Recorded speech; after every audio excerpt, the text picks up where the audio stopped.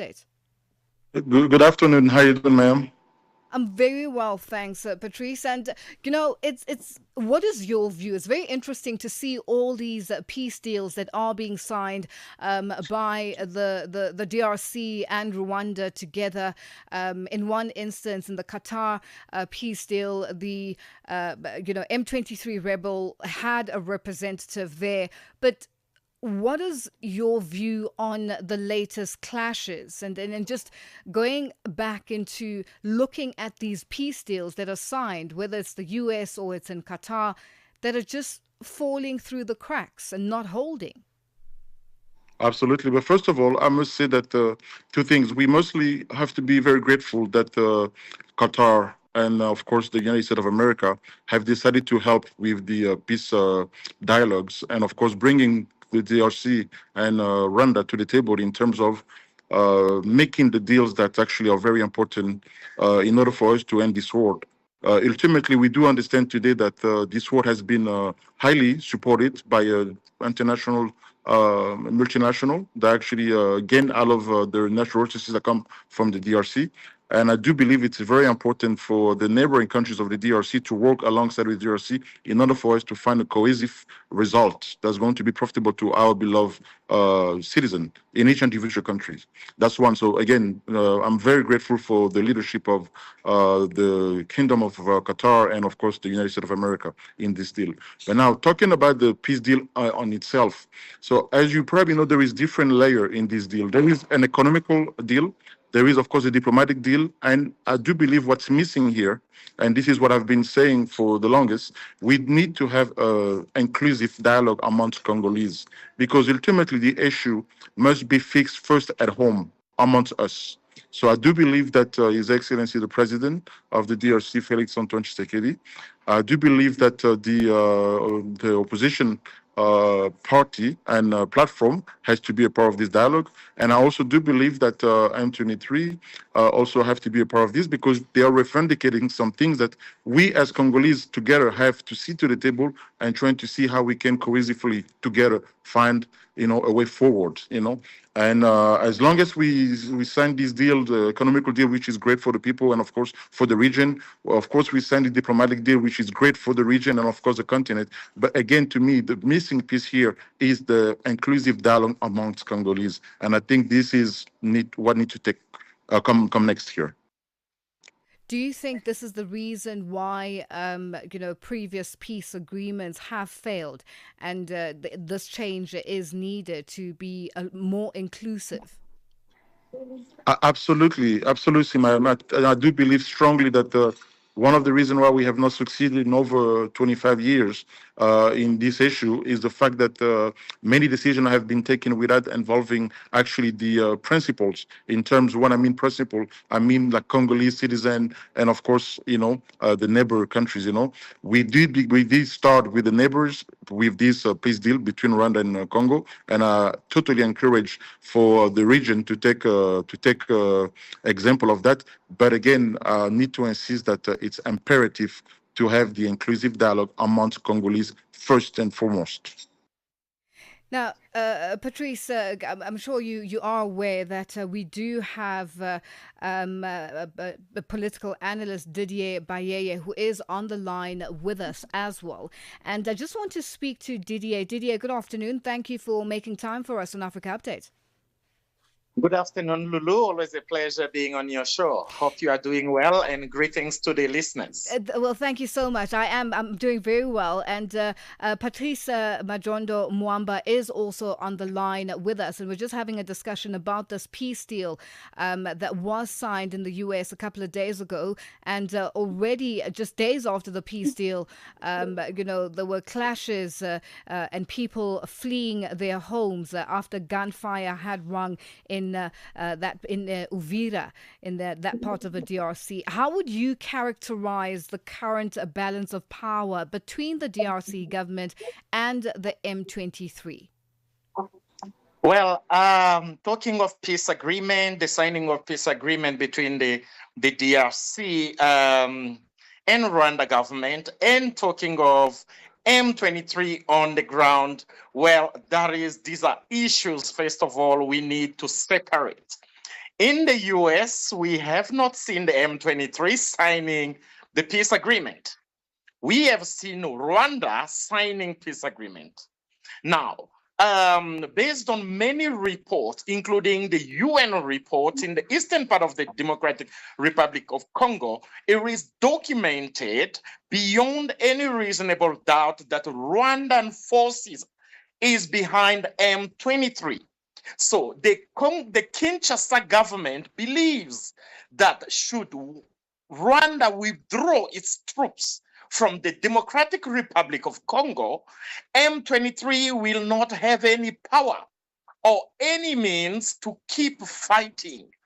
This is why, in the past, President Felix Tshisekedi of the Democratic Republic of Congo mentioned that he doesn't want dialogue or to negotiate with the puppet, treating the M23 as the puppet, but he wanted to speak to their master, whom he was referring to as the president of Rwanda, Paul Kagame.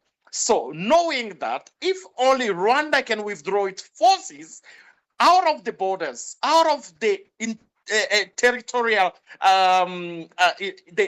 integrity of the territory of the Democratic Republic of Congo, then the M23 will not have any means to fight. Now, after signing, there seemed to be an escalation of fight. First of all, as we kept talking about this issue and then following very, very closely, I have to say that this war never finished. It never stopped, even before the signing. That is one. Secondly, analyzing the whole situation, this sounds like nothing else but the pure sabotage of the peace agreement, the peace deal which has been signed in the United States of America. Why is sabotage? Because M23, by making their demand that they need a dialogue, they need to be included on the dialogue, which the DRC government refused, that they're not going to sit. Oh, the president rather say that is not going to sit on the table with M23 to negotiate with them. So that will not happen. Didier, let me bring in Patrice now, just to touch on that, because it could be different ideas, but coming with a solution that will work for the country as the DRC. Now, Patrice, the strategy for restoring authority in the eastern provinces, especially areas currently under the control of the M23, what do you think is going to work? You've already mentioned the inclusion of the opposition party leaders and opposition parties in the DRC, as well as a dialogue. Take us through what your strategy would be, or what your ideas would be in terms of bringing peace in that region. Absolutely, thank you, Didier. It's a pleasure to meet you, and thank you for your remark. Very pragmatic. I love that. But the truth of the fact is that we've tried everything. Okay, for the past 27, 28 years, we've tried everything. We've gone to Sun City twice. We've gone to so many places, and we've talked. We've done many things involving different parties, in terms of third party. We are involving the South African many times. We're involving today the Qataris and the American and so on and so forth. But the problem has never been foreigners, respectfully. The issue is at home. I mean, you're speaking to someone like myself in my position. I've traveled the entire sub-region at least 4 times. I've met many of the decision makers in the sub-region.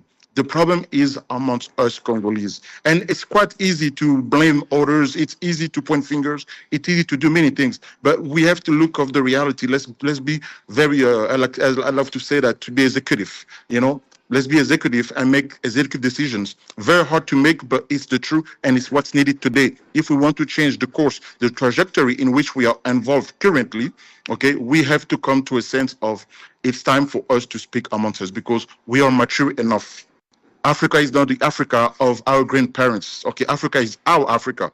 We grew up overseas. We've gone to some of the best schools. We traveled the world. We know the difference between good and bad. So there is no reason in the world today why we should still speaking about things that are quite simple, mathematically speaking, 1+1. Okay, we know the issue. The issue is with these people in the East. Okay, Rwanda, we know the purpose of Rwanda. We know the purpose of Burundi. And all of our 9 members, we know the impact the DRC have in each of the 9 countries that belong to the DRC. We know that. And vice versa, we also know what we gain from them.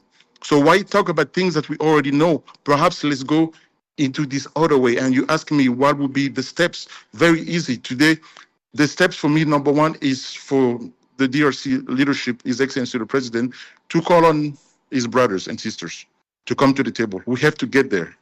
We have to take away the landscape of having, foreign forces. We talk about these foreign forces. We read so many report, but underground is a different ballgame.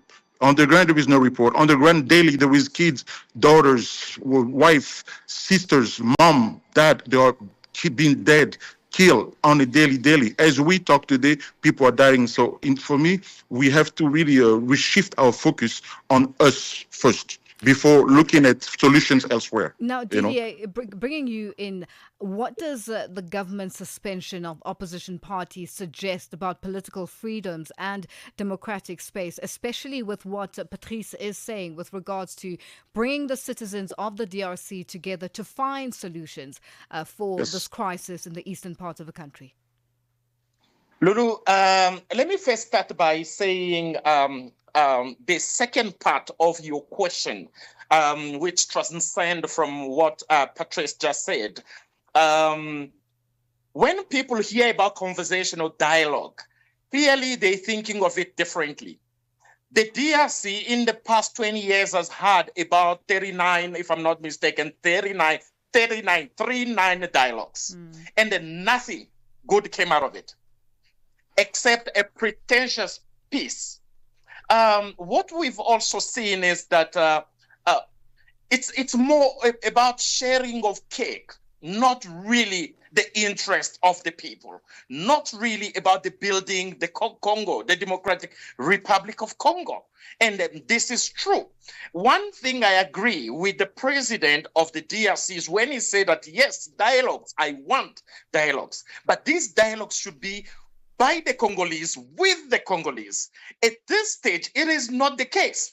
More people are talking of dialogues, but in reality, they want political position. They want political power, political influence. They want some portion of minds to be given to them. So we cannot be falling over and over as a country into the very same many dialogues that have produced nothing. Well, what we have seen is that DRC as a country keep lagging behind in infrastructure, in economy, in development, yet 39 dialogues. So let's first start by daring the troublemakers out. Rwanda need to step out, need to draw its troops out of the DRC. If Congolese needs dialogues, why is Rwanda stepping in? Didier, is Rwanda the only neighbor? Didier, this is a big question mark that Lulu. Okay, Didier, allow me one thing. Patrice, I will allow you to wrap up. I'll give you 15 seconds. Didier, we're going to leave it there with you for today, and hopefully we'll be able to do this another time. Patrice, you've got 15 seconds just to wrap that up. Thank you, Lulu. So, my dear Didier, my brother, it's very easy to be tough when we are talking from our beautiful garden, in a beautiful home in Kinshasa, in a very safe situation. I will invite you to turn around, go in the east, visit these refugee camp, look at our brothers and sisters, the way they live. I must tell you that you will now entertain any day of an extreme war in which the Eastern Congo has been ongoing for the past over 25 years. Right, so in order for us to stop it, we have killing its own citizens is the answer to what they want. That is the question. Is killing your own citizens the answer? Is that the answer to the problem? So what do you do? Killing your own citizens the answer to the problem? Nobody has exclusivity you cannot answer this question, Patrice. I am answering. It's not a solution, and then nobody in this I do not support any kind of war. I don't support any war. Gentlemen, Patrice, Lulu. Patrice, Didier, no. Patrice, Didier. That will not work. Gentlemen. And that is not a solution. Sharing of the cake will not work. Didier, we It are will going not to work. have to leave we it are here we for will today. be doomed to do the Gentlemen. same thing and get the Thank same you, Lulu. results. Thank You know what? It's Thanks a for very the time. difficult one. It's a very difficult one. I think we need more time for this. And I will ask Yeah. both of you to come back and join us. And we'll ask Tracy to organize something for us to have another conversation about this, because this is explosive and it's a very triggering one. And I can pick that up from both of you. But thank you so much for joining us on Africa Update. Patrice, we appreciate your time. Didier also,